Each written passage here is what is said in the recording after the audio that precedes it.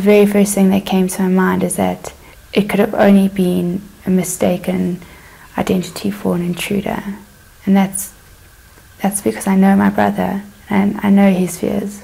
Mistaken identity, that was the case made by defence lawyers for Oscar Pistorius throughout his trial.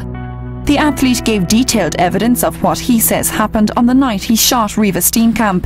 Here's a summary of what he described. Oscar Pistorius said that he and Riva went to bed at around 10 o'clock. He was sleeping here on the left-hand side of the bed and Riva was on the right. He says he got up in the middle of the night without his prosthetic legs to move some electric fans from the balcony doorway.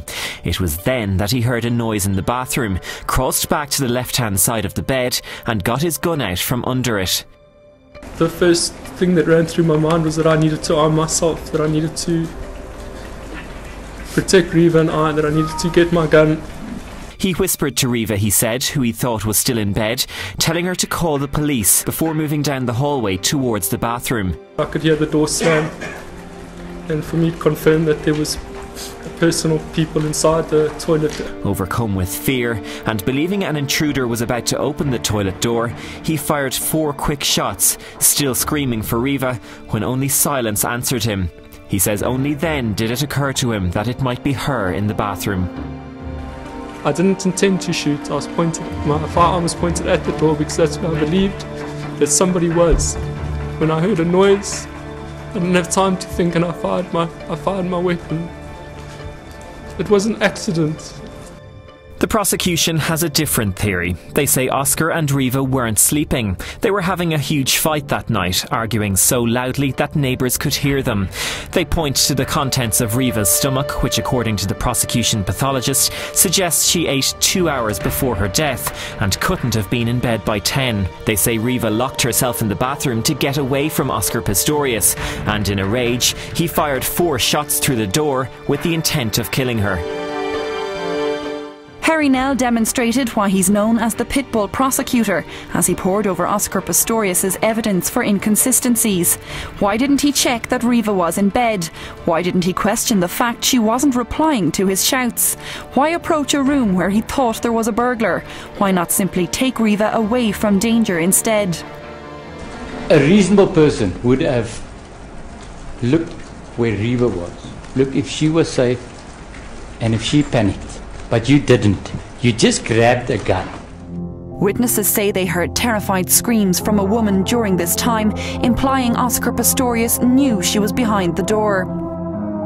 But the defence says it was actually Oscar Pistorius screaming for help and that his voice is high-pitched when anxious. Barry Rue dismissing prosecution claims that the shooting was intentional or planned. In that traumatized state of mind, he worked out this grand scheme. Doesn't make sense, Marlene. It doesn't reconcile with his emotions, his reactions, his desperate attempts to save her. A psychiatrist gave evidence of the athlete's lifelong battle with anxiety. Dr. Merrill Vorster said he was a guarded, mistrustful person who reacted differently to perceived threats and danger because of his disability. The prosecution asked that Oscar Pistorius undergo a 30-day psychiatric trial to assess his mental health. The judge agreed. A doubt has been created that the accused may possibly have another defense relating to his criminal responsibility. There is also a possibility that there may be diminished criminal responsibility.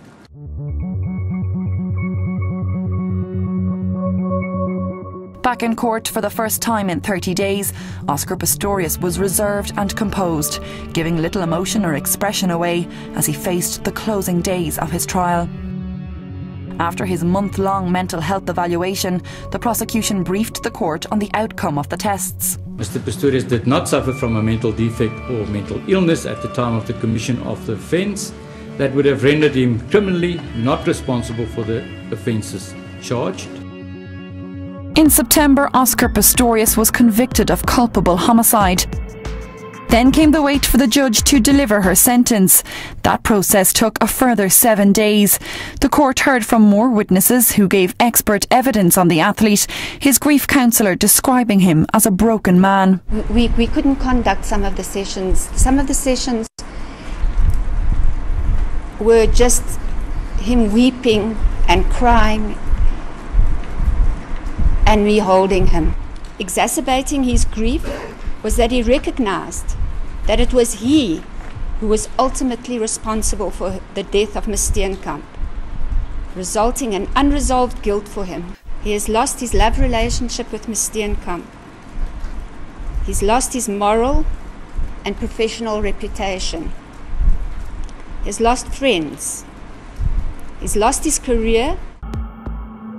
But some felt that wasn't nearly enough. I can say honestly to the court that I feel that Mr. Pistorius needs to pay for what he's done, for taking Reva's life, for what he's done to my uncle and to my aunt, but also to what he's done to his family. Everybody has suffered here. The defence called social workers to the stand who recommended no jail time for Pistorius but house arrest and community service instead, a possibility dismissed outright by the state. If the court sentence is too light and society loses trust in the courts, they will take the law into their own hands. That's what the court has to guard against. After Judge Masipa's sentence of 5 years was handed down, family members sobbed as Oscar Pistorius was led away to start his time in prison and the process of rebuilding his life.